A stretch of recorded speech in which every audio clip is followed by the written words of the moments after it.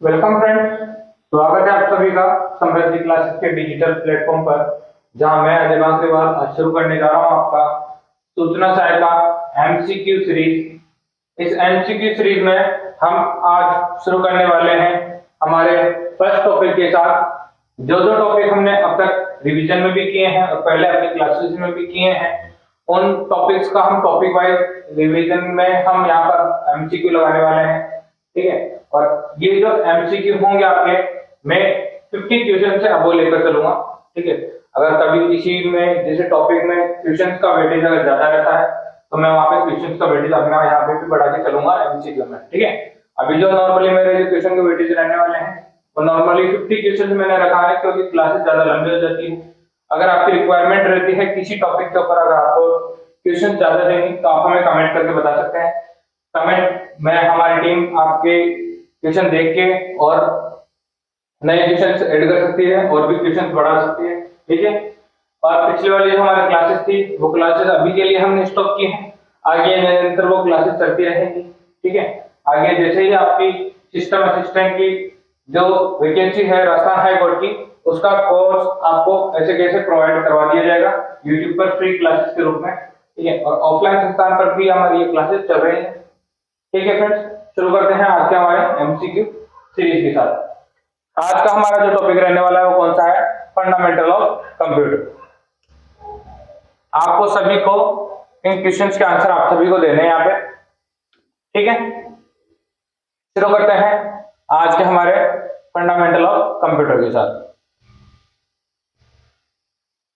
देखिए, पहला क्वेश्चन है यहाँ पे आपका, कंप्यूटर के भौतिक भागों को कहा जाता है। कंप्यूटर के जो भौतिक यानी फिजिकल जो पार्ट्स होते हैं, उन फिजिकल पार्ट्स को क्या कहा जाता है? ऑप्शन है आपके सामने। ऑप्शन है ए हार्डवेयर, सॉफ्टवेयर, डिस्क ड्राइव और हार्ड ड्राइव। आपका राइट आंसर, आपको हाथ हाथ देते हुए चलना है क्वेश्चन के आंसर यहाँ पे। ठीक है, इसमें जो आपका राइट आंसर होने वाला है वो क्या है? हार्डवेयर। कौन सा आंसर है? हार्डवेयर। ये आपका राइट आंसर है। ठीक है, आगे चलें। अगला क्वेश्चन आपका,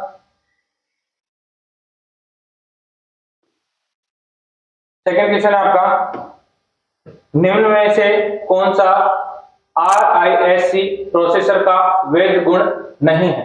RISC कुछ प्रोसेसर होते हैं, अलग अलग प्रकार के प्रोसेसर होते हैं, जिनमें से आपसे पूछा गया है कि RISC जो प्रोसेसर होता है उसका वैध गुण कौन सा नहीं है इनमें से।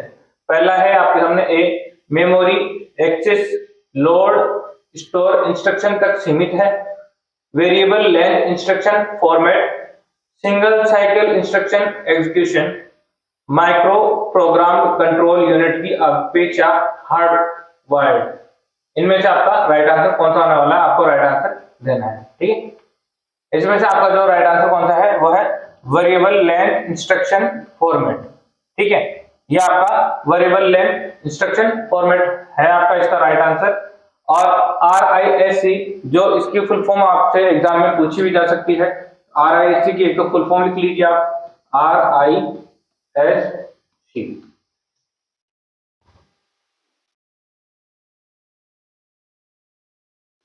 इसकी फुल फॉर्म क्या होती है RISC की? ये लिखिए आप, reduced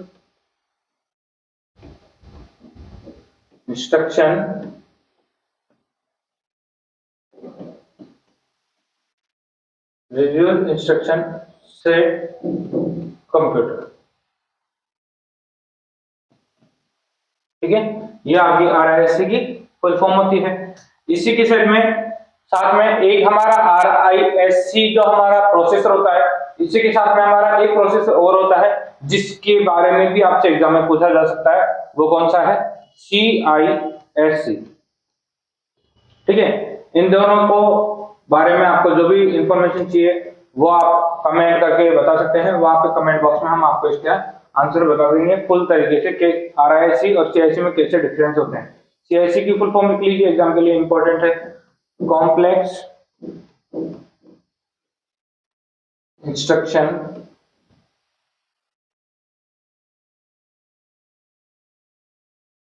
set computer.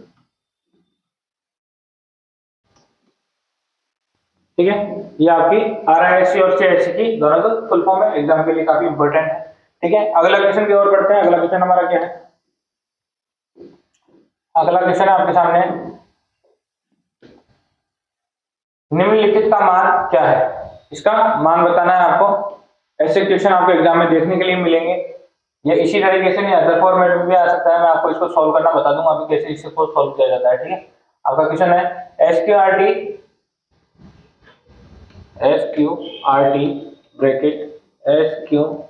T bracket power bracket 2,4 और ब्रैकेट को कितनी बार बंद किया गया है? 1 2 और ये वाला थर्ड। ठीक है, तो 1 2 और 3, 3 बार ब्रैकेट का ब्रैकेट ऑन है और 3 बार इसको स्टॉप किया गया है और ये सेमीकोलन से आपका ये बंद किया गया है। ठीक है, अब इसका आपका अर्थ समझना है, इसको कैसे क्वेश्चन को हल किया गया है। देखो ये क्या है? एस क्यू आर टी का मतलब क्या होता है आपका? एस क्यू आर टी होता है आपका स्क्वायर रूट। क्या होता है? Square root. ये आपका एस क्यू आर टी का मीन्स होता है। मैथ्स में आपने पढ़ा होगा स्क्वायर रूट किसे कहते हैं। ये आपका क्या होता है? Square root. इसको क्या बोलते हैं? Square root. अब देखिए यहाँ पे जैसे इसने लिखा हुआ है, जो कमांड दी है वो क्या दी है? पावर की कमांड दी है। यानी कि आपका क्या है यहाँ पे? ये है आपका 2 की पावर 4। ये क्या है? 2 की पावर 4। 4 का मीन्स क्या हुआ? 2 पे जो पावर है वो कितनी है? 4 है। ठीक है, तो पहले तो आप मतलब ये समझिए कि 2 की पावर 4 होता क्या है। 2 की पावर 4 को अगर हम सॉल्यूशन करते हैं तो 2 मल्टीप्लाई 2 मल्टीप्लाई 2 मल्टीप्लाई 2, ये आपका ये हो गया। मल्टीप्लीकेशन करते हैं, 2 2 से मल्टीप्लाई हुआ तो 4 हो गए, 4 2 से हुआ तो 8 हो गए, 8 2 से मल्टीप्लाई हुआ तो 16 हो गए। तो इसका जो रिजल्ट आया वो क्या आया? 16।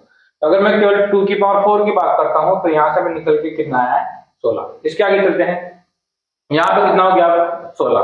16 से जस्ट यहाँ पे क्या लिखा हुआ है? Square root. मैं इसको ब्रैकेट में बंद कर देता हूँ ताकि आपको समझ में आसानी से आ सके। एस क्यू आर टी, इसको ब्रैकेट में बंद किया गया है और यहाँ पे क्या है? S Q R T. यही बचा हमारे पास। ठीक है, अब हमें क्या करना है? ये जो पहला 2 स्क्वायर रूट है हमारे पास, ये फर्स्ट है और ये सेकंड। ये फर्स्ट ये सेकंड। तो 16 पे हमें क्या करना है? स्क्वायर रूट लगाना है। ये वाला स्क्वायर रूट 16 लगाया, ये वाला हट गया हमारा, ये फर्स्ट वाला स्क्वायर रूट हमने इस तरह से स्क्वायर रूट लगा दिया। ठीक है, इसी प्रकार से ये सेकंड वाला स्क्वायर रूट और है तो इसके ऊपर एक और स्क्वायर रूट हमने लगाया यहाँ पे। ठीक है, अब यहाँ पे आपको पता है कि 16 को हम स्क्वायर में और किस फॉर्म में लिख सकते हैं। जैसे 16 है हमारे पास, तो 16 को क्या लिखा जा सकता है? 16 को क्या लिखा जा सकता है? 4 का स्क्वायर। ठीक है, 4 का स्क्वायर क्या होता है? 16। तो यहाँ पे हम क्या लिख सकते हैं? 4 स्क्वायर 16 की जगह। तो इसको मैं क्या लिखूंगा यहाँ पे? इसको मैं लिख सकता हूँ ये वाला स्क्वायर रूट बड़ा वाला, ये सेकंड वाला स्क्वायर रूट, और यहाँ पे मैं क्या लिख सकता हूँ? 4 का स्क्वायर। ठीक है, ये मैंने क्या लिख दिया इसको? 4 का स्क्वायर। अब यहाँ पे क्या होता है? मैथमेटिक्स अगर आपको अच्छे से पता है, ठीक है, तो स्क्वायर से हम क्या हटा सकते हैं? रूट हटाया जा सकता है। ये स्क्वायर से हमने क्या किया? ये वाला रूट हटा दिया, इसका कट गया दोनों आपस में। बचा क्या हमारे पास? सेकंड वाला। यानी कि अब क्या बच गया हमारे पास? ये बड़ा वाला स्क्वायर ये वाला, और इसके यहाँ से हमारे पास क्या निकल के आया? केवल 4। इसी प्रकार से अब हम 4 को क्या लिख सकते हैं? 4 को क्या लिखा जा सकता है? 4 को लिख सकते हैं यहाँ पे ये स्क्वायर हमारा, और यहाँ पे 4 को क्या लिखा जा सकता है? 2 का स्क्वायर। तो 2 के स्क्वायर को भी यहाँ से मैं हटा सकता हूँ। जैसे मान लीजिए इस स्क्वायर से ये वाला स्क्वायर हमारा, ये रूट हमारा हट गया। यहाँ पे बच गया हमारे पास, क्या बच गया? हमारे पास बच गया यहाँ से 2, ओनली 2, और 2 हमारा क्या है? आंसर। ठीक है, तो हमारा आंसर क्या निकल के आया यहाँ से? 2। हमारा आंसर क्या हो जाएगा? यहाँ से 2 हमारा आंसर हो जाएगा। ठीक है, आई बात समझ में? स्क्वायर रूट को इसको कैसे निकाला गया है? इस तरीके से आपसे कुछ भी यहाँ से स्क्वायर रूट चेंज करवाया जा सकता है। ठीक है, तो आपको इस तरह से सॉल्यूशन इसका निकालना है। आगे चलें, चलते हैं अगले क्वेश्चन की तरफ। अगला क्वेश्चन है आपका 8 सेट का पूर्ण रूप क्या है? यानी 8 सेट का आपसे क्या पूछा गया है? पूरा नाम पूछा गया है 8 सेट का। बताइए 8 सेट का पूरा नाम क्या है? बताइए, ऑप्शन से आपके सामने 8 सेट का पूरा नाम बताइए। देखो पहला है आपके सामने ऑप्शन इलेक्ट्रॉनिक,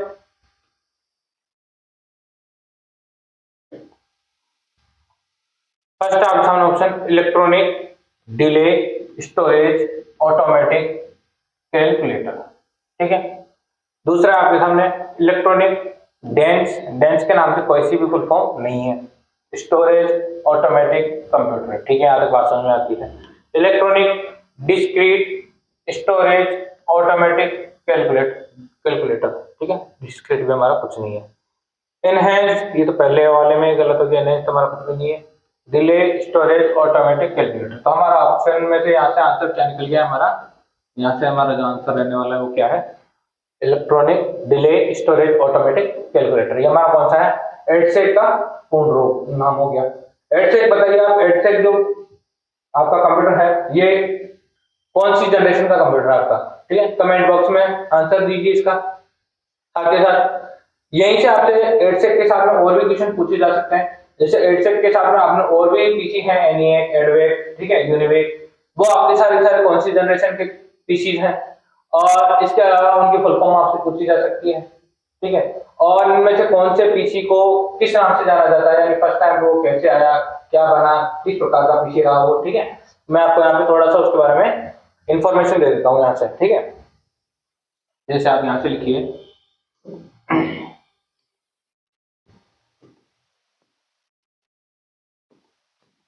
आपसे क्या क्या पूछा जा सकता है, ये एडसेक हमने कर लिया यहाँ पे। एडसेक के अलावा और आपसे क्या पूछा जा सकता है, पहले बात तो एडसेक के बारे में लिख लीजिए, दो तीन बातें। जैसे एडसेक जो हमारा है पीसी एडसेक, वो कब आया, एडसेक हमारा कब आया, 1948 में आपका एडसेक आया हुआ है यहाँ पे, ठीक है।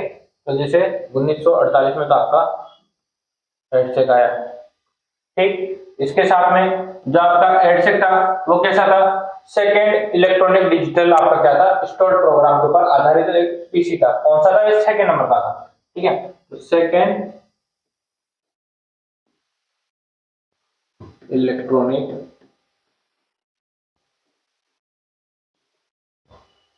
डिजिटल स्टोर्ड प्रोग्राम,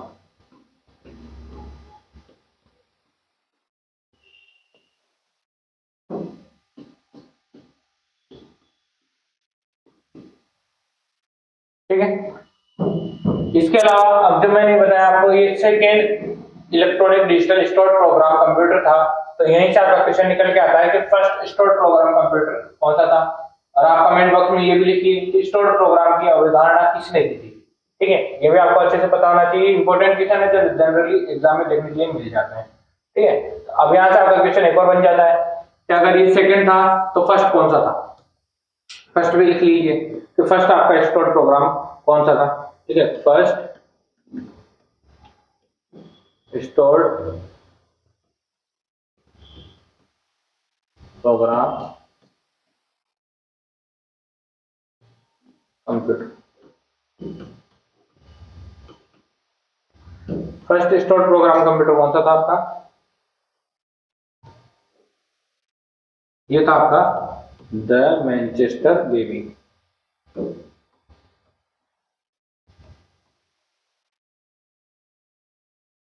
जो यूएस के द्वारा बनाया गया था। कब बनाया गया था ये, 1948 में, ठीक है, द मैनचेस्टर बेबी। इसको एक दूसरे नाम से और जाना जाता था, वो दूसरा नाम क्या था इसका, सेकंड नेम से भी क्वेश्चन पूछ सकते हैं आपसे, ठीक है। सेकंड नाम क्या था इसका, SSEM, इसके नाम से इसको जाना जाता था। जो इसका फुल नाम क्या था, स्मॉल स्केल एक्सपेरिमेंटल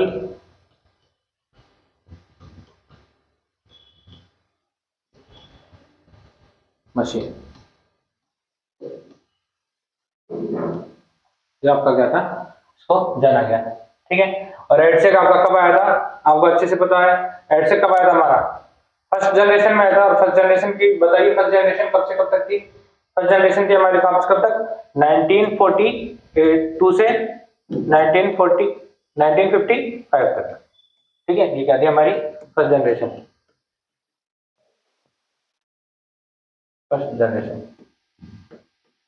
ठीक है, ये क्या थी हमारी फर्स्ट जनरेशन। ऐसे ही आपको कमेंट बॉक्स में लिखना है कि एनईएक की फुल फॉर्म क्या होती है, एडवेक की फुल फॉर्म क्या होती है, एबीसी भी हमारा पीसी आया था उसकी फुल फॉर्म क्या होती है, पीसी क्या मेंथ्रेम। और इसके अलावा दूसरा हमारा जैसे यूनिवेक हो गया, यूनिवेक कब आया था, इसका फुल फॉर्म क्या है, कौन से कंप्यूटर को किस नाम से जाना गया है, ठीक है, वो आपके काफी इंपॉर्टेंट क्वेश्चन है। यहाँ पे अभी मैं सब कुछ आपको बता नहीं सकता, नहीं तो क्वेश्चन रह जाएंगे यहाँ पे, ठीक है। हमारे आने वाले क्लासेस में जैसे देखते रहेंगे, आगे चलते हुए देखते रहेंगे, आगे हम जैसे जैसे क्वेश्चन आते रहेंगे, ठीक है। यहाँ पे हमारा फिफ्थ क्वेश्चन है, कंप्यूटर के कॉन्फ़िगरेशन से क्या अर्थ है, कंप्यूटर के कॉन्फ़िगरेशन से क्या अर्थ है, बताइए आंसर इसका क्या होगा। ये ऑप्शन है आपके पास, हार्ड डिस्क स्पेसिफिकेशन, प्रोसेसर, विनिर्देश, मेमोरी क्षमता और उपरोक्त सभी। बताइए इसका आंसर क्या होने वाला है। कंप्यूटर के कॉन्फ़िगरेशन से, कॉन्फ़िगरेशन को मतलब समझते हैं आप, कंप्यूटर के स्पेसिफिकेशन कॉन्फ़िगरेशन कौन कौन से होने वाला है, उसके लिए कंप्यूटर के लिए क्या क्या नेसेसरी होता है, जो चीजें हैं सारी देखिए। हार्ड डिस्क का स्पेसिफिकेशन भी जरूरी है कि हार्ड डिस्क आपकी कितनी है, 216 जीबी है, 512 जीबी है, 1 जीबी है, ठीक है, 1 टीबी है, कितनी है, क्या है, वो सारे आपका जरूरी है। प्रोसेसर कितना है आपका, प्रोसेसर का विनिर्देशन जरूरी है, जैसे i3 है, ड्यूल कोर है, क्वाड ड्यूल है, ऑक्टा कोर है, i5 है, i7 है, i9 है, कौन सा है, ठीक है। मेमोरी क्षमता भी डिपेंड करती है कॉन्फ़िगरेशन के अंदर, जैसे मेमोरी आपकी कितनी है, पीसी की मेमोरी कितने रहने वाली है, 2 जीबी है, 4 जीबी है, 8 जीबी है, कितनी है, ठीक है। तो यानी हमारा क्या, ये सभी जरूरी होता है पीसी की कॉन्फ़िगरेशन के लिए, कंप्यूटर के कॉन्फ़िगरेशन के लिए हमारा आंसर क्या हो जाएगा यहाँ से, उपरोक्त सभी, ठीक है। चलिए इसके आगे मैं आपको जितने भी चीजें बताऊंगा वो बिल्कुल सिंपल फॉर्म में बताऊंगा, ताकि आपको क्वेश्चन आसानी से समझ में आ सके, आंसर में ज्यादा आपको टेक्निकल तरीके से ना समझाकर मैं आपके लिए क्वेश्चन फॉर्मेट जो लेके आया हूँ, हिंदी में लेके आया हूँ, ताकि क्योंकि बहुत से स्टूडेंट ऐसे हैं जिनको इंग्लिश समझने में काफी प्रॉब्लम्स होती है, कुछ क्वेश्चन ऐसे हैं जिनको समझने में थोड़ी प्रॉब्लम आएगी, तो फिर वहां पे मुझे इंग्लिश की भी हमें जरूरत होती है, क्योंकि इंग्लिश में ही कंप्यूटर के क्वेश्चनों को अच्छे से समझा जा सकता है। लेकिन कुछ प्रॉब्लम्स होती है स्टूडेंट्स की, तो उनके लिए सारे क्वेश्चन फॉर्मेट जो रखे गए हैं वो हिंदी में रखे गए हैं मेनली, ठीक है। आगे चलिए, 6 क्वेश्चन है हमारा, इनमें से कौन सा सुपर कंप्यूटर के रूप में नहीं जाना जाता है, कौन सा है जो सुपर कंप्यूटर के रूप में नहीं जाना जाता है, आंसर बताना है आपको। आपके सामने ऑप्शन है, पहला है परम सुपर कंप्यूटर, आईबीएम, सिक्वाया, फुजित्सु के कंप्यूटर, डी है डेल लैटिट्यूड। कौन सा सुपर कंप्यूटर के रूप में नहीं जाना जाता, बताइए यहाँ से। कमेंट भी आप साथ के साथ करते रहिए, ताकि आपको बाद में ऐसे नहीं लगे कि आपने आंसर नहीं दिया, आपके कितने क्वेश्चन राइट जा रहे हैं, कितने रॉन्ग जा रहे हैं, या आप साथ के साथ 50 क्वेश्चन पे अपना टेस्ट दे सकते हैं यहाँ से बैठे बैठे आराम से, ठीक है। यहाँ पे जो आपका राइट आंसर कौन सा है, डेल लैटिट्यूड। डेल लैटिट्यूड नाम से कोई सा भी सुपर कंप्यूटर नहीं है, जबकि ये सारे आपके सुपर कंप्यूटर है। यहाँ से अगर आपका ये मैं पूछा कि ये परम जो सुपर कंप्यूटर है, तो परम सुपर कंप्यूटर क्या, बताइए मुझे, इसकी फुल फॉर्म क्या होती है, कमेंट करके बिना टी पे, परम की फुल फॉर्म क्या होती है, परम, ठीक है। चलिए इसके आगे चलें। अगला है हमारा 7th क्वेश्चन। 7th क्वेश्चन कौन सा है हमारा, कंप्यूटर में प्रयुक्त आईसी चिप होती है, कौन सी होती है कंप्यूटर में प्रयुक्त आईसी चिप, बताइए। क्रोमियम की, आयरन ऑक्साइड की, सिलिका की और सिलिकॉन की, बताइए। क्रोमियम की, आयरन ऑक्साइड की, सिलिका की और सिलिकॉन की। तो कंप्यूटर में जो प्रयुक्त जो आईसी चिप होती है, आईसी चिप से आपका क्या मतलब है, यानी कि जो उसका सीपीयू होता है, अंदर की साइड में जो सीपीयू सॉकेट पे लगा होता है, ये क्या होता है हमारा सीपीयू, और ये सिचुएटेड कहाँ पे होता है, जो हमारा सीपीयू का इसी के जैसा क्या होता है, सॉकेट, ये क्या होता है हमारा सीपीयू सॉकेट, ठीक है, सीपीयू सॉकेट वहां पे लगा रहता है। आपने देखा होगा सीपीयू का, आपने देखा होगा जैसे एड में भी देखा होगा, बहुत सारा मोबाइल में भी होता है, पीसी पे भी होता है, मदरबोर्ड पे लगाया जाता है, ये ऐसे इसके करके ऐसे डॉट डॉट डॉट डॉट अंदर से पिंस होती है सीपीयू में, ये हमारा होता है सीपीयू, इसको बोला जाता है सीपीयू।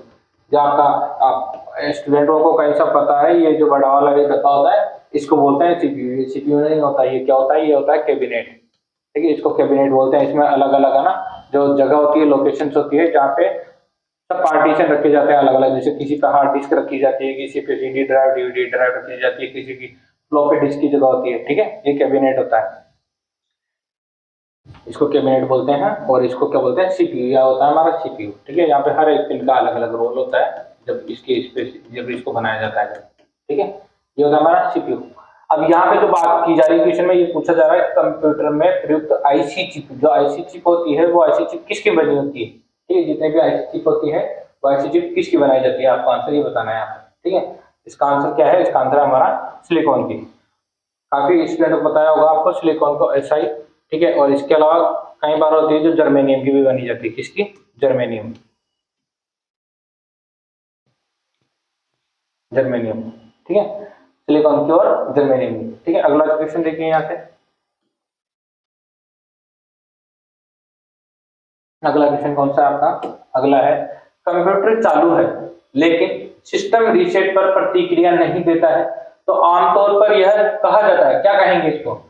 सिस्टम, कंप्यूटर चालू है लेकिन सिस्टम रीसेट पर, जब सिस्टम को रीसेट किया जाता है तो वो प्रतिक्रिया नहीं करता है किसी प्रकार की, तो आमतौर पर यह क्या कहा जाएगा इसको? बताइए क्या कहा जाएगा इसको आमतौर पर? ठीक है, इसको क्या कहते हैं? इसको हम कहते हैं जिससे वो क्या हो गया, हमारा पीसी हैंग हो गया, डेड हैंग। और असंवेदनशील तो कुछ है नहीं, असंवेदनशील तो मतलब इसे कहते हैं जैसे सेंसिटिव, जिसे कहते हैं जैसे हमारी स्किन जैसे है सेंसिटिव है, जैसे मैं आपका कुछ भी गर्म या सेट करता हूँ या कुछ भी लगाया जाता है तो आपको सेंसिटिव फील होगा, तो संवेदनशील है। तो पीसी ऐसा कुछ भी नहीं है संवेदनशील, डेड को डेड नहीं हो जाता, लेकिन वो क्या होता है, पीसी हमारा जब भी कोई रुक जाता है, अटक जाता है, जब प्रतिक्रिया नहीं करता है तो उसको क्या कहते हैं हम? हैंग होना। पीसी क्या हो गया हमारा? हैंग हो गया। तो ये इसका क्या है? राइट आंसर है। ठीक है, आगे चलें, आगे चलिए। अगला आपका क्वेश्चन है नाइन्थ क्वेश्चन है आपका, मैनुअल आंकड़ों के अपेक्षा कंप्यूटरीकृत आंकड़ों का लाभ है, क्या है? हम लोग शीघ्रता से सूचना प्राप्त कर सकते हैं, हम लोग शीघ्रता से सूचना का संचय कर सकते हैं, संगतता, समस्या के निराकरण हेतु और उपरोक्त सभी। तो बताइए नाइन्थ क्वेश्चन का आपका आंसर क्या होने वाला है? ठीक है, देखिए मैनुअल जितने भी आंकड़े होते हैं, जो मैनुअल आंकड़ों की अपेक्षा कंप्यूटरीकृत जो आपके आंकड़े होते हैं का लाभ है। ठीक है, हम लोग शीघ्रता से सूचना प्राप्त कर सकते हैं। ठीक है, अगर जो कंप्यूटरीकृत जो कंप्यूटर में आंकड़े हैं पहले से फीड हो रखे हैं तो फिर वो क्या होते हैं, सूचना प्राप्त कर सकते हैं। वो उनसे कैसे? शीघ्रता से। जल्दी से हम लोग शीघ्रता से सूचना का संचय कर सकते हैं, शीघ्रता से सूचना को हम क्या कर सकते हैं? स्टोर कर सकते हैं। संगतता, समस्या के निराकरण हेतु, और समस्या का तुरंत हम निराकरण यानी उसका सॉल्यूशन कर सकते हैं। तो हमारे क्या हो जाएंगे? उपरोक्त सभी। उपरोक्त सभी क्या हमारे सही है। इसके आगे चलिए, किस जनरेशन के कंप्यूटर आर्टिफिशियल इंटेलिजेंस पर आधारित है? कौन सी जनरेशन के कंप्यूटर आर्टिफिशियल इंटेलिजेंस पर आधारित है? आपको ये आंसर बताना है। सेकेंड, थर्ड, फोर्थ और फिफ्थ, बताइए कौन सी जनरेशन के कंप्यूटर आपके आर्टिफिशियल इंटेलिजेंस पे आधारित है? कौन सा है? ये हमारे कौन से वाले हैं? ये हमारे फिफ्थ जो जनरेशन है उसके जो कंप्यूटर है आपके वो आर्टिफिशियल इंटेलिजेंस पे आधारित है। फिफ्थ जनरेशन में हमारे पास कौन सी वो आ गई थी technique? ULSI, ultra large scale integration. ठीक है, अल्ट्रा लार्ज जो किस पे आधारित है? आर्टिफिशियल इंटेलिजेंस पे। ठीक है, और आर्टिफिशियल इंटेलिजेंस क्या होती है आपकी? आर्टिफिशियल इंटेलिजेंस का भी उपयोग आप कहाँ पे देख रहे हैं? जितने भी जैसे रोबोटिक्स है, ठीक है, या मैटलैब है आपकी, रोबोटिक्स में या मैटलैब में यहाँ पर क्या किया जाता है? आर्टिफिशियल इंटेलिजेंस का यूज किया जाता है। जैसे जितने भी आपके इंडस्ट्रियल जो एरियाज है, तो इंडस्ट्रियल अगर आपको फैक्ट्री है तो वहाँ पे क्या हो जाता है? प्रोडक्शन को ज्यादा बढ़ाने के लिए क्या किया जाता है? वहाँ रोबोटिक्स का यूज किया जाता होगा, देखा होगा आपने, एक 2 मिनट में काफी सारे प्रोडक्ट तैयार किए जाते हैं वहाँ पे। तो वो एक डाटा होता है जो पर्टिकुलर टाइम के लिए वहाँ पे फीड किया जाता है उस पर मशीन पे, तो वो कंटिन्यूसली चलती रहती है वहाँ पे। ठीक है, और बहुत कम समय में बहुत अच्छी लागत तैयार करके हमें दे देती है। ठीक है, इसके आगे चलिए, अगला 11वां क्वेश्चन हमारा है, हाँ 11वां क्वेश्चन आपका, तीसरी जनरेशन के कंप्यूटर की डेवलपमेंट में शुरू हुए थे। ठीक है, कौन क्या शुरू हुए थे? तीसरी जो जनरेशन है उसकी डेवलपमेंट में, बताइए। यहाँ से ऑप्शन आपके सामने क्या क्या शुरू हुए थे? Vacuum tubes, micro processor, IC और ट्रांजिस्टर। ठीक है, तो यहाँ पे आपका इसका आंसर कौन सा होने वाला है? थर्ड जनरेशन की बात की गई है, तो थर्ड जनरेशन में क्या थी? पहली बात तो राइट आंसर का हमारा क्या है? IC। ठीक है, आपको बताना है IC की फुल फॉर्म क्या होती है, कमेंट में लिखिए IC की फुल फॉर्म। इसके बाद में हमारा क्या है? वैक्यूम ट्यूब, वैक्यूम वाल्व, ये कौन सी हमारी फर्स्ट जनरेशन है? दूसरा कौन सा है, माइक्रो प्रोसेसर, ये हमारी इसी में और फोर्थ जनरेशन में भी जो आपकी वीएलएसआई टेक्निक है उसको क्या बोलते हैं, माइक्रो प्रोसेसर। और ये क्या है, ट्रांजिस्टर, जो ट्रांजिस्टर हमारे कौन से जनरेशन में आ गए थे, हमारे सेकंड जनरेशन में ट्रांजिस्टर। ठीक है, ये आपके हो गए तीसरे जनरेशन के सारे। ठीक है, इसका आगे चलें। 12वां क्वेश्चन देखिए। 12वां क्वेश्चन आपका, कंप्यूटर की जनरेशन में असेंबली लैंग्वेज का उपयोग शुरू हुआ था। कब शुरू हुआ था कंप्यूटर की जनरेशन में असेंबली लैंग्वेज का उपयोग? फर्स्ट जनरेशन में, सेकंड में, फोर्थ में और फिफ्थ में? बताइए यहाँ से आंसर क्या होने वाला है आपका। लिखिए, इसका जो आंसर है आपका कौन सा है, सेकंड। ठीक है, क्या है, सेकंड जनरेशन में। फर्स्ट जनरेशन में आपको पता है, फर्स्ट जनरेशन में हमारी कौन सी थी हमारे पास, जो हमारी मशीन लैंग्वेज थी हमारे पास, मशीन लैंग्वेज, ये कौन सी थी हमारी फर्स्ट जनरेशन में? ये कहते हैं फर्स्ट जनरेशन में। जब मशीन लैंग्वेज में दिक्कत आने लगी हमें बाइनरी लैंग्वेज में, तो फिर हमने क्या किया, सेकंड जनरेशन में स्विच किया, और सेकंड जनरेशन में हम कहाँ गए, असेंबली लैंग्वेज में। और असेंबली लैंग्वेज होती क्या है, असेंबली लैंग्वेज हमारे न्यूमेरिक्स कोड से बनाएगी। न्यूमेरिक्स जो हमारे कोड होते हैं, न्यूमेरिक्स कोड, ठीक है, इनसे हमारे पास सेकेंड जनरेशन आई, जिसमें जितने में हमारे जैसे एडीडी देने लग गया, यहाँ पे मल्टीप्लिकेशन के लिए मल्टीप्लाई मल्टी देने लग गया। ठीक है, यहाँ पे ऐसे सब कुछ होने लग गया। ये हमारा क्या है, ये हमारा न्यूमेरिक्स, ये न्यूमेरिक्स कोड हो गया हमारे पास। ठीक है, इसे न्यूमेरिक्स लैंग्वेज भी बोलने लगे। ये हमारे क्या है, असेंबली लैंग्वेज है। यहीं पे हमें किसकी जरूरत पड़ी, एक ट्रांसलेटर की, जो हमारा कौन सा था, असेंबलर। असेंबलर क्या था हमारा, एक ट्रांसलेटर। ठीक है, ये ट्रांसलेटर क्या करता था हमारा, ट्रांसलेटर क्या करता था हमारा, जो हमारी असेंबली लैंग्वेज है, असेंबली लैंग्वेज को मशीन लैंग्वेज में यहाँ पे ट्रांसलेट करने का कार्य करता था। ठीक है, ये आपका यहाँ था, आपको बात समझ में आ गई। यह हमारा कौन सा है, सेकंड जनरेशन। ठीक है, अगला चलिए 13 क्वेश्चन।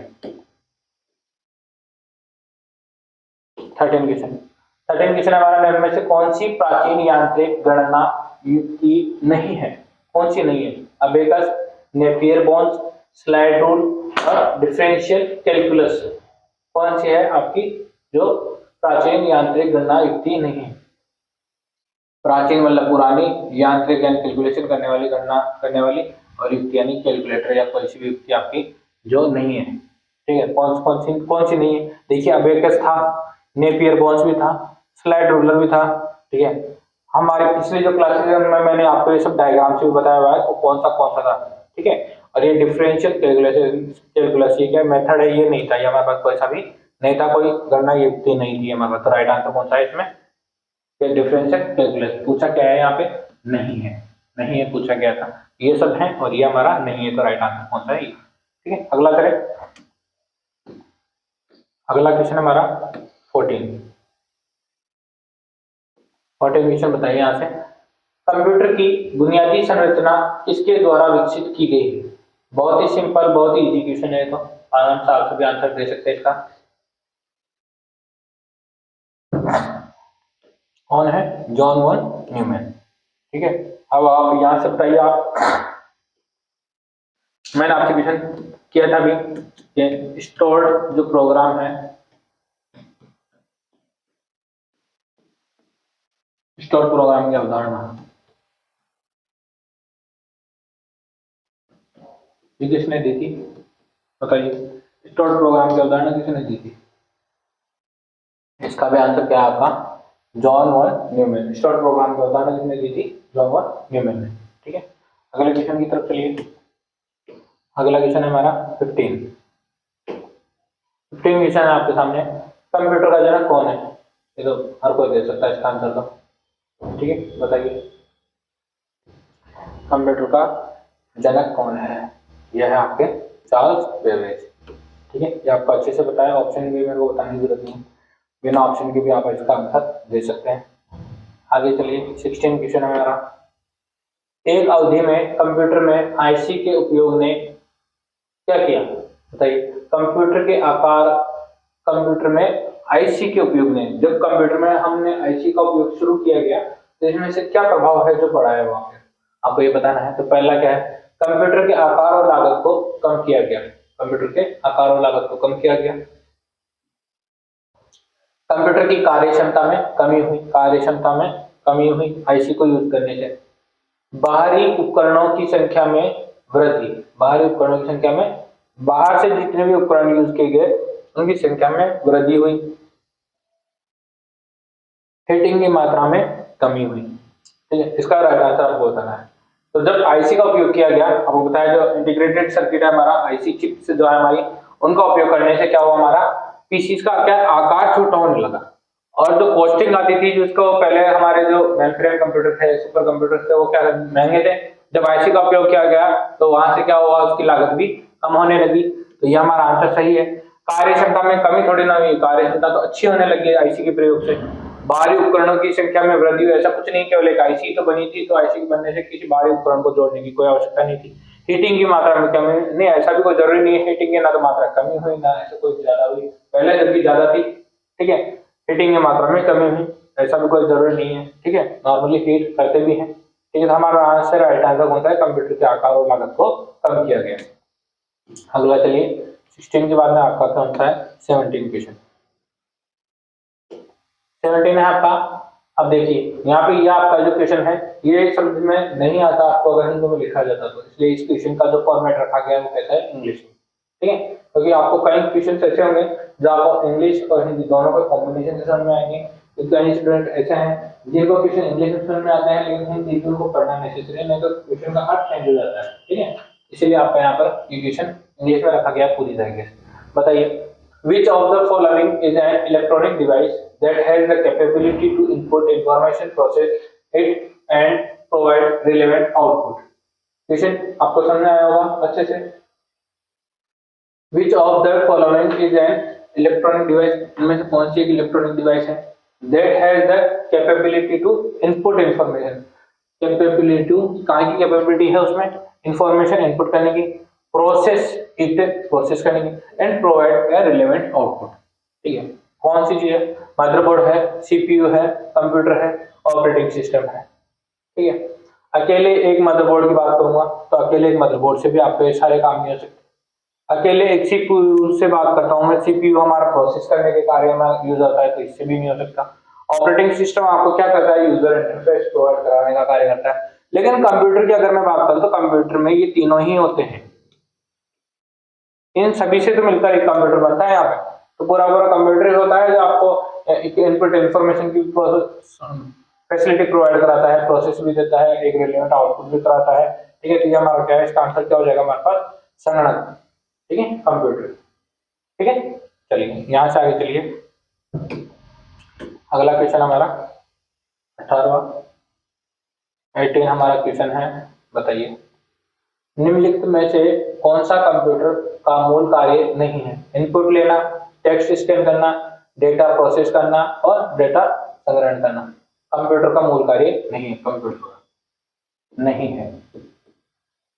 इनपुट लेता है, डेटा प्रोसेस करने का कार्य करता है, डेटा का स्टोरेज करता है, लेकिन टेक्स्ट को स्कैन थोड़ी नहीं करता है, इसके लिए तो स्कैनर की जरूरत होती है। ये हमारा गलत है, ये आंसर हमारा सही हो गया। ठीक है, अगला चलिए। अगला कौन सा आपका 19वां क्वेश्चन है। प्रथम पीढ़ी के कंप्यूटर में प्रयुक्त होता है, क्या होता है प्रथम पीढ़ी के, मैंने आपको अभी भी क्वेश्चन करवाया इसका अच्छे से।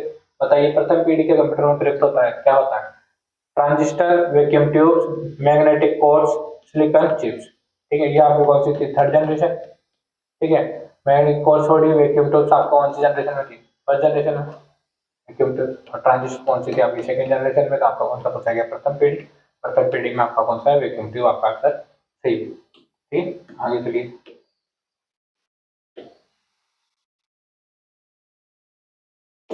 बीसवा क्वेश्चन बताइए, John Napier is the inventor of, John Napier कहाँ के इन्वेंटर है, John Napier is inventor of, कहाँ के इन्वेंटर है, यह है लॉगरिथम के। लॉगरिथम किसके द्वारा बनाया गया है, जॉन नेपियर बॉन्स के द्वारा। ठीक है, आगे चलिए। इसका अगला क्वेश्चन देखिए, अगला क्वेश्चन क्या है आपका 21वां 21 क्वेश्चन आपका, माइक्रो कंप्यूटर की घड़ी का वेग मापा नापा है, मापा नापा माप लिया।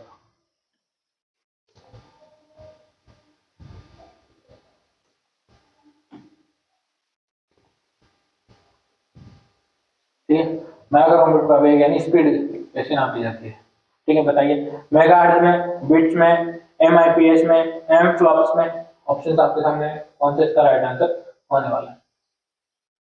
माइक्रो कंप्यूटर की बात कर रही है, माइक्रो कंप्यूटर की घड़ी का वेग मापा जाता है, ये मापा जाता है हमें मेगाहर्ट्ज में, ठीक है। इंस्ट्रक्शन सीपीयू के लिए, एम फ्लॉप्स सुपर कंप्यूटर के लिए।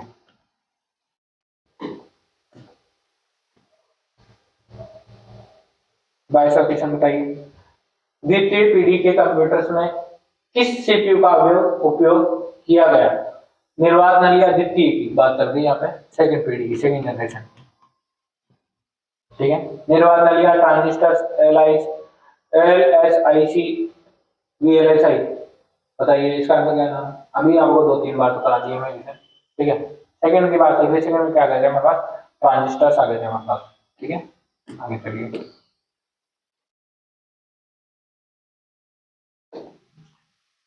मॉलिक्यूलर स्केल कंप्यूटर को क्या नाम दिया गया। जो मॉलिक्यूलर स्केल कंप्यूटर है उनको क्या नाम दिया गया।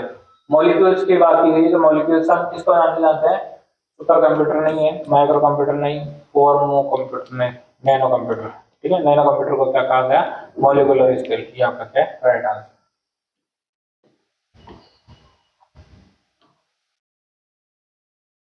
बताइए 24 क्वेश्चन आपका, प्रथम भारतीय स्वदेशी माइक्रो प्रोसेसर कौन सा है। ये बहुत इंपॉर्टेंट क्वेश्चन है, एग्जाम में आपको देखने के लिए भी मिल सकता है।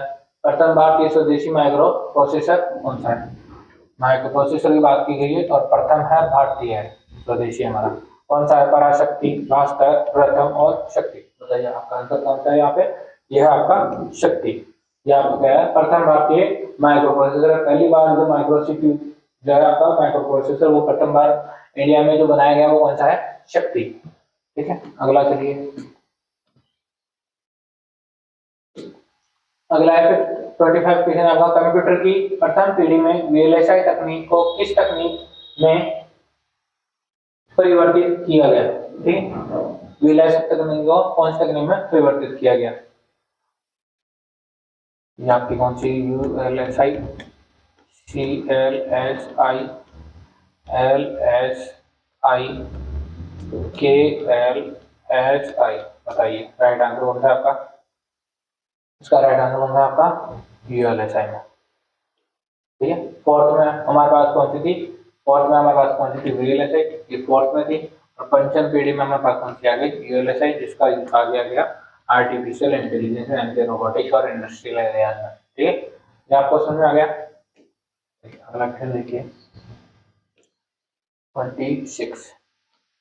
26 क्वेश्चन आपका, भारत का पहला कंप्यूटर कहाँ और कब लगा था।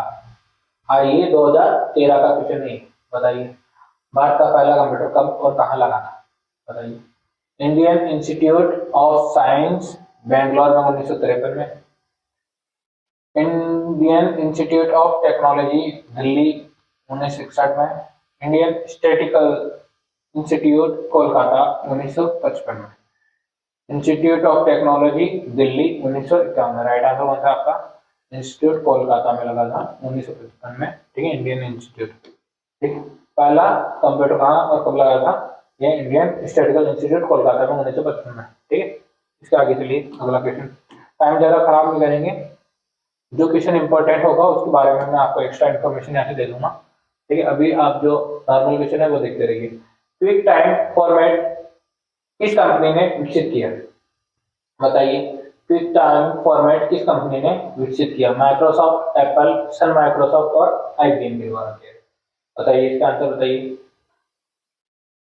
तो राइट आंसर कौन सा आपका, एप्पल, एप्पल के द्वारा क्विक टाइम फॉर्मेट विकसित किया गया, ठीक है। आगे चलिए, अगला क्वेश्चन, अगला क्वेश्चन है हमारा, कंप्यूटर की बुनियादी वास्तुकला को किसके द्वारा सबसे पहले विकसित किया गया था, किसके द्वारा विकसित किया गया था। Blaise Pascal, Gordon Moore, Charles Babbage, John von Neumann, बताइए। कंप्यूटर की बुनियादी वास्तुकला, कंप्यूटर की संरचना, आर्किटेक्चर ऑफ कंप्यूटर, बताइए किसके द्वारा किया गया, ये किया गया आपका जॉन वॉन न्यूमैन के द्वारा। आपका राइट आंसर हो गया।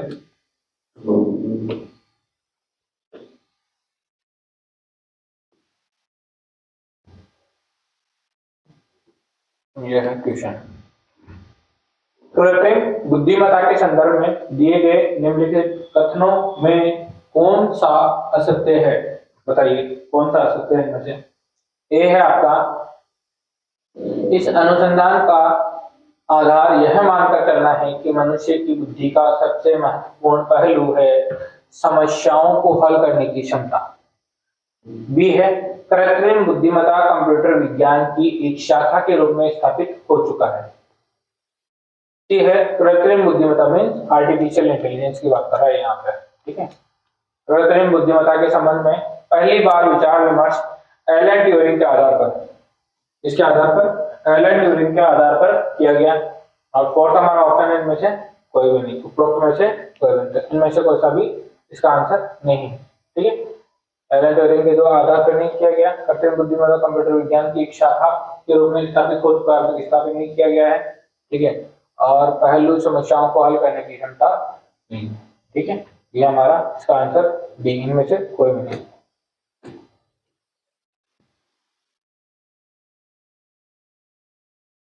सबसे पहला मिनी कंप्यूटर था, कौन सा था सबसे पहला मिनी कंप्यूटर? बताइए ऑप्शन कौन सा है? CAD4, PDF4T2, PDP-8 और Intel 24। PDP-8, PDP-16 के बारे में भी आपको अच्छा सा पता होगा, ठीक है। आंसर कौन सा है? आंसर है PDP-8। सबसे पहला मिनी कंप्यूटर की अगर बात की जाए तो PDP-8। बताइए PDP-8 और PDP-16 कितने बिट पर कार्य करता है? क्या क्वेश्चन है, कमेंट करके आंसर दीजिए। अगला क्वेश्चन आपका 31वां, एक प्रारंभिक मेन फ्रेम कंप्यूटर था, कौन सा था एक प्रारंभिक मेन फ्रेम कंप्यूटर की अगर मैं बात करूँ तो कौन सा था? बताइए ENIAC, UNIC, ब्रोनिया, फ्रंटिया, ठीक है। कौन सा था? क्वेश्चन भी मैंने आपको शुरुआत में करवा दिया। एक प्रारंभिक मेन फ्रेम कंप्यूटर की बात करूँ तो कौन सा था हमारा? ENIAC, ठीक है। आगे चलिए, अगला क्वेश्चन है हमारे पास निम्नलिखित 32 क्वेश्चन है, निम्नलिखित में से कौन अभी हाल ही में इसरो द्वारा, इसके द्वारा, इसरो के द्वारा, इसरो द्वारा विकसित किया गया सबसे तेज सुपर कंप्यूटर कैसा है? सबसे तेज सुपर कंप्यूटर है, कैसा है सुपर कंप्यूटर? सबसे तेज और विकसित इसके द्वारा किया गया है, इसरो के द्वारा विकसित किया गया है। बताइए ऑप्शन क्या क्या है? आकाश के, सागा 220, जेटा क्रे, तिहाने। बताइए कौन सा इसमें है? इसमें से जो आपका राइट आंसर है कौन सा है? Saga 220, saga 220। सागा 220 के बारे में अगर मैं आपको बताऊं तो सागा 220 बनाया किसके गया है, किस लिए बनाया गया है? जितने भी आपकी एरोस्पेस जो प्रॉब्लम्स होती है, एरोस्पेस साइंटिस्ट के द्वारा जो एरोस्पेस जो प्रॉब्लम्स होती है उन प्रॉब्लम्स की सोल्व करने के लिए बनाया, प्रॉब्लम्स सॉल्व के लिए, ठीक है। और जो इसकी स्पीड है, अगर मैं स्पीड की बात करूं, इसकी स्पीड है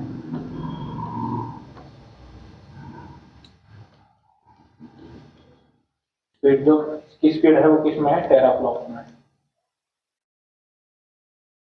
टेराफ्लॉप्स में क्या इसकी स्पीड है? सागा 220 इसरो के द्वारा विकसित किया गया सबसे तेज सुपर कंप्यूटर, ठीक है। आगे चलिए, परम पदम, मैंने आपसे क्वेश्चन किया था कमेंट में, परम की फुल फॉर्म पूछी थी, बताइए ऑप्शन इसकी परम की फुल फॉर्म क्या है? कमेंट में दीजिए आंसर।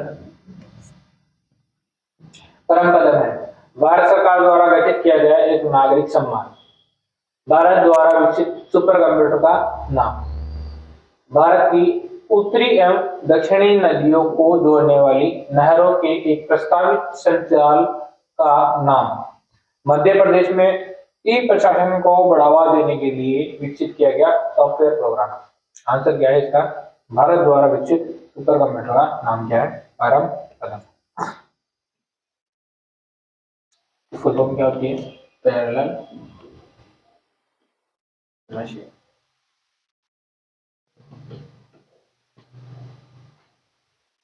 परम।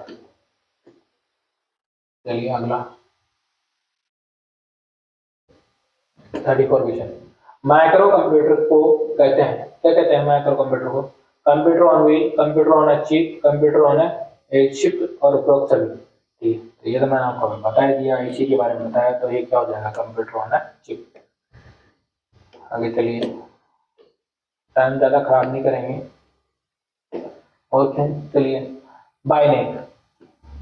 बाइनरी क्या है? एक बाइनरी ऑटोमेटिक कंप्यूटर, एक कंप्यूटर की भाषा, एक हार्डवेयर डिवाइस, एक सुपर कंप्यूटर का नाम, उपरोक्त में से कोई नहीं।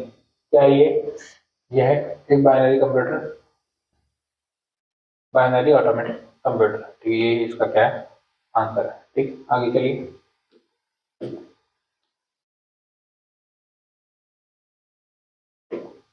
36 क्वेश्चन। एक समय में एक साथ एक से ज्यादा कार्य संपन्न करने वाले कंप्यूटर तकनीक को कहते हैं, क्या कहते हैं बताइए? ऑप्शन है आपके सामने A B C D, multi user, multitasking, multipurpose, multifunctional और उपरोक्त में से कोई नहीं। बताइए क्या होता है वो? एक समय में एक से ज्यादा कार्य संपन्न कर रहे हैं तो टास्क, कार्य को क्या बोलते हैं? टास्क। और जब एक से ज्यादा टास्क हो जाएंगे तो क्या हो जाएंगे? टास्क कैसे जाएंगे? मल्टीटास्क हो जाएंगे। तो ये क्या हो जाएगा? मल्टीटास्किंग।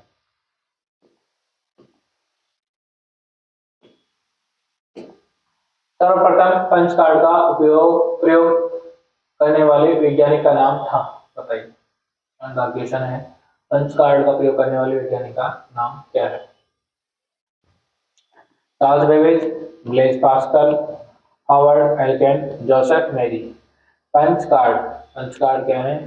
जोसेफ मेरी के द्वारा विकसित किया गया पंच कार्ड। ठीक है, बताइए पंच कार्ड का उपयोग किया कार्य में जाता था, इसलिए यूज लिया गया पंच कार्ड। बताइए,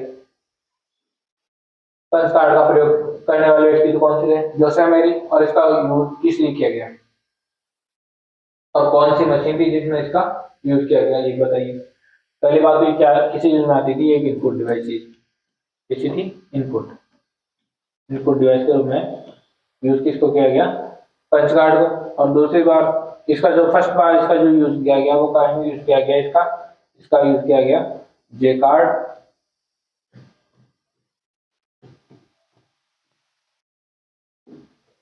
जे card viewing loom machine.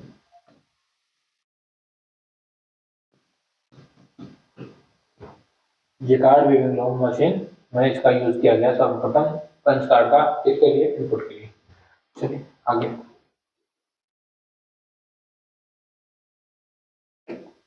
38 question. Digital घड़ी में किस प्रकार का कंप्यूटर पाया जाता है? बताइए, किस प्रकार का कंप्यूटर पाया जाता है डिजिटल घड़ी?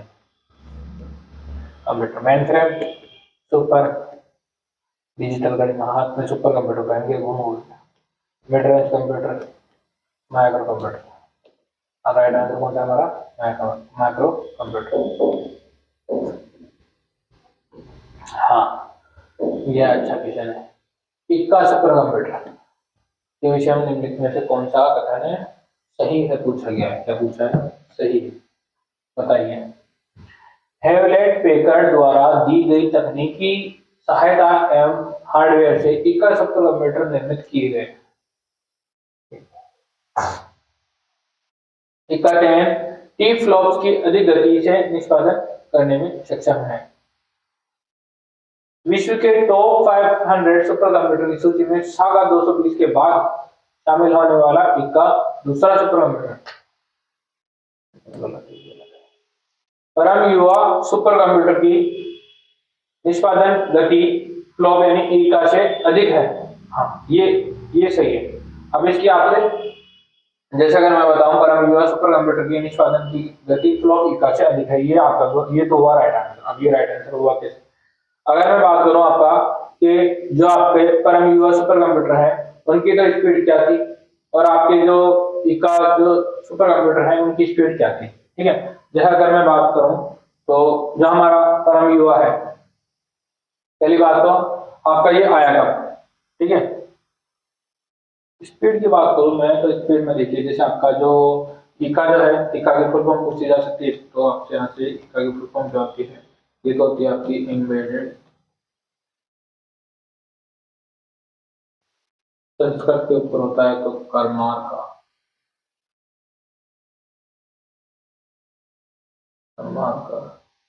एल्गोरिथम, ये तो आपकी फुल फॉर्म हो गई। ठीक है, और अगर मैं इका की बात करूं तो ई का की जो आपकी फुल फॉर्म वो आपकी जो स्पीड है, ई का की जो स्पीड है, स्पीड की अगर मैं बात करूं तो ई का की स्पीड कितनी है हमारे पास, मैक्सिमम में अगर मैं बात करूं तो 54 आपकी काय में है टेराफ्लॉप्स के अंदर, टेराफ्लॉप्स, ठीक है, ये आपकी है। और अगर मैं आपकी बात करूं तो आपने इसकी क्या कहते हैं परम युवा की, तो परम युवा की जो आपकी स्पीड है ना वो है 172 टेराफ्लॉप्स के आसपास, ठीक है, 172 टेराफ्लॉप्स। ये तो परम तो युवा सुपर कंप्यूटर की निष्पादन गति फ्लॉप इक्का से देखें, ये बात आपको यहाँ पे समझ आ गई, ठीक है। इसके अलावा अगर मैं आपसे क्वेश्चन किया जाए कि जो आपके सुपर कंप्यूटर्स हैं तो अभी वर्ल्ड का सबसे फास्टेस्ट सुपर कंप्यूटर कौन सा है, वर्ल्ड का फास्टेस्ट,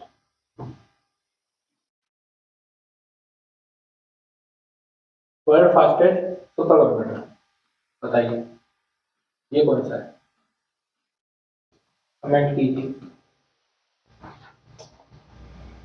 वर्ल्ड का फास्टेस्ट सुपर कंप्यूटर कौन सा है अभी, ये हो गया हमारा कौन सा हो गया फ्रंटियर, कौन सा फ्रंटियर।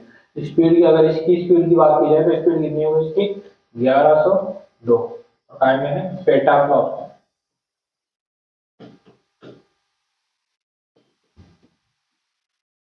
ठीक है। अगर इसी ऑप्शन में अगर 1102 पेटाफ्लॉप नहीं आया तो इसका आंसर घुमा के क्या आ सकता है 1.102 एक्साफ्लॉप्स।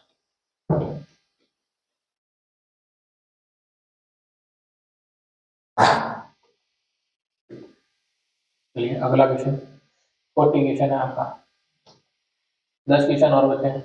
निम्न में से कौन भारतीय सुपर कंप्यूटर का उदाहरण नहीं है, बताइए कौन सा है भारतीय सुपर कंप्यूटर का उदाहरण नहीं है। परम है, अनुरागी है और प्रथमेश कोई नहीं है ना, दो तो ये मिले, और ये क्या है एएस 400। तो भारतीय सुपर कंप्यूटर का उदाहरण नहीं है, पूछा है नहीं है, ये नहीं है एएस 400, ये हमारा नहीं है, ठीक है, एएस 400 नहीं है। ये कैसा है आईबीएम सीरीज का है, कौन सी सीरीज का है आईबीएम आई सीरीज, आईबीएम आई सीरीज के क्या है पीछे है आईबीएम आई सीरीज दिखाया जाता है इनको। और क्या है मिड रेंज सर्वर है हमारा, क्या है mid range server, mid range server पीछे, ठीक। इसका उपयोग कहाँ किया जाता है, इनका उपयोग की अगर मैं बात करूँ इनके उपयोग की तो उपयोग कहाँ किया जाता है इनका, जितने भी आपके डिस्ट्रीब्यूटेड जो नेटवर्क होते हैं ना, डिस्ट्रीब्यूटेड नेटवर्क, डिस्ट्रीब्यूटेड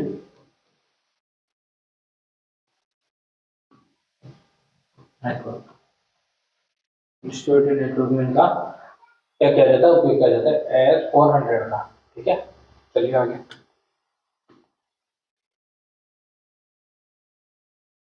41 वाला क्वेश्चन क्या है, एरो इसका संक्षिप्त रूप है, एरो की फुल फॉर्म पता नहीं आपको यार से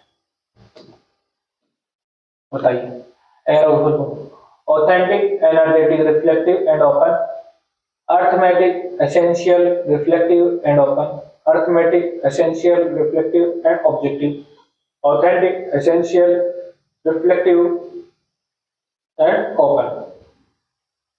कौन सी इसके आपके फुल फॉर्म का आंसर राइट आंसर कौन सा है ए, कौन सा है ऑथेंटिक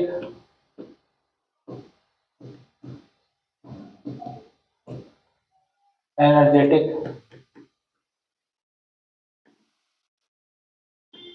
रिफ्लेक्टिव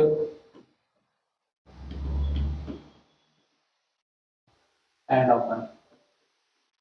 अब कईयों को तो अभी तक ये समझ नहीं आई ये एरो है क्या।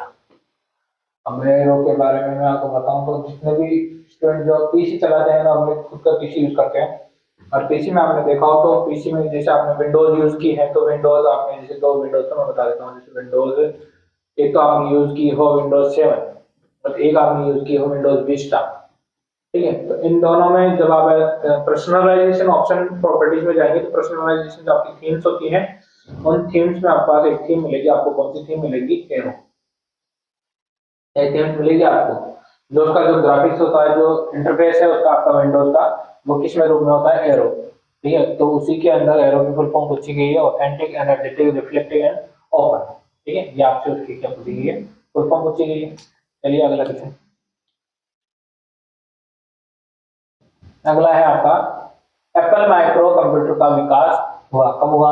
1970, 78, 79, 80। ऐसे प्रकार के क्वेश्चन आएंगे तो एग्जाम में जरूर कर होने के बाद 70, 77, 78, 79, 80। बताइए एप्पल माइक्रो कंप्यूटर की बात हुई है कब हुआ? 1977 में। चलिए आगे चलिए, अगला क्वेश्चन कौन सा है? पंच कार्ड का प्रयोग किस कार्य हेतु किया जाता है? पंच कार्ड का प्रयोग किस कार्य हेतु किया जाता है? बताइए पंच कार्ड का। मदरबोर्ड के निर्माण में, कंप्यूटर को निर्देश देने में, फ्लोपी बनाने में, अभी मैंने पहले बताया था आपको कंप्यूटर को क्या किस यूज में लिया जाता है? निर्देश देने के लिए, इनपुट के लिए पंच कार्ड का। ठीक है, अभी पहले बताया था मैंने आपको। चलिए अगला क्वेश्चन 44। निम्नलिखित में से किसके प्रयोग से आधुनिक कंप्यूटरों का लघु रूपीकरण संभव हो सकता है? तो ये ट्रांजिस्टर, समाकलित परिपथ, चिप्स, नैनो पदार्थ और अति संचालक। राइट आंसर दीजिए इसमें से क्या है? क्या है आपका राइट आंसर इसमें से? ट्रांजिस्टर, समाकलित परिपथ, चिप्स। ठीक है, जैसे इसको समाकलित परिपथ चिप को क्या कहते हैं? इसको बोलते हैं हम आईसी को हम बता दी मैंने आपको, इंटीग्रेटेड।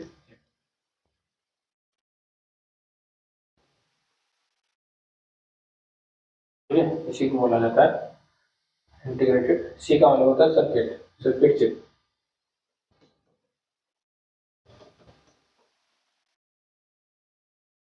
ठीक है, समाकलित परिपथ चिप। चलिए अगला है 45 क्या है आपका? यूएलएसआई का प्रयोग किया जाता है कौन सी पीढ़ी में किया गया यूएलएसआई का प्रयोग? तीसरा चौथी बार क्वेश्चन आ रहा है 5वीं पीढ़ी में। ठीक है, यूएलएसआई आर्टिफिशियल इंटेलिजेंस में। 46 क्वेश्चन। सुपर कंप्यूटर की क्षमता को मापा जाता है, किसमें मापा जाता है क्षमता को? स्पीड को बताओ।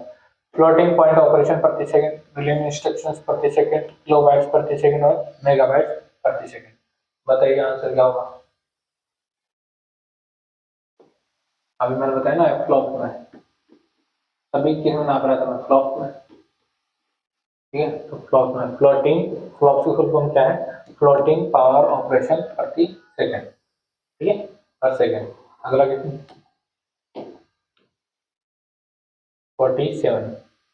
47 क्वेश्चन आपका। डिजिटल कंप्यूटर कॉम्प्लीमेंटल सब्ट्रैक्शन उपयोग करता है। अगर ये क्वेश्चन आपको इंग्लिश में मिले तो ये है digital computer uses complementary subtraction because it क्या है? सर्किटरी को सिंप्लीफाई करता है, केवल नेगेटिव नंबर को आसानी से हैंडल करता है, एक सरल प्रक्रिया है, डायरेक्ट सब्ट्रैक्शन को अवॉइड करता है। बताइए क्या करता है ये? जब डिजिटल कंप्यूटर में कॉम्प्लीमेंट्री सब्ट्रैक्शन का अगर यूज किया जाए, कॉम्प्लीमेंट्री सब्ट्रैक्शन का अगर यूज किया जाता है तो ये क्या करता है? जो हमारी सर्किटरी होती है, सर्किटरी को क्या करता है? ये सिंप्लीफाई करता है, उसको आसान बनाता है। ठीक है, तो राइट आंसर क्या होगा इसका? सर्किटरी को सिंप्लीफाई करता है। अनुपम क्या है? बताइए अनुपम क्या है? शोध संस्थान है, सुपर कंप्यूटर है, एप्लीकेशन प्रोग्राम है या माइक्रो प्रोसेसर? क्या है अनुपम क्या है हमारा? एक सुपर कंप्यूटर है। 49 सेकेंड लास्ट क्वेश्चन आपका। कंप्यूटर के द्वारा किए जाने वाला बेसिक ऑपरेशन है, क्या है बताइए? कंप्यूटर के द्वारा किए जाने वाला basic operation arithmetic, logical, storage तथा रिलेटिव और उपरोक्त सभी। क्या है? उपरोक्त सभी। अर्थमेटिक ऑपरेशन भी परफॉर्म करता है, लॉजिकल भी करता है, स्टोरेज भी करता है, रिलेशन भी बताता है और उपरोक्त सभी हमारा क्या हो जाएगा? इसका आंसर हो जाएगा। चलिए